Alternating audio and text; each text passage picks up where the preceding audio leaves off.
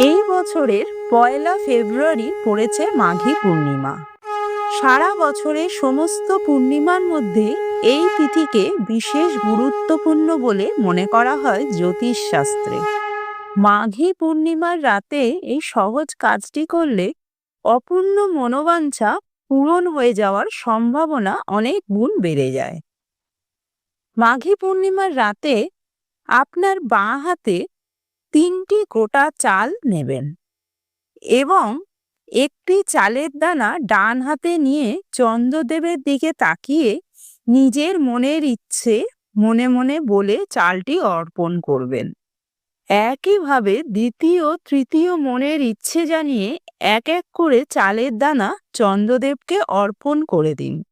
মনের ইচ্ছেগুলো অবশ্যই মনে মনে বলবেন। বারান্দা বা ছাদ থেকে এই টোটকাটা করা যাবে।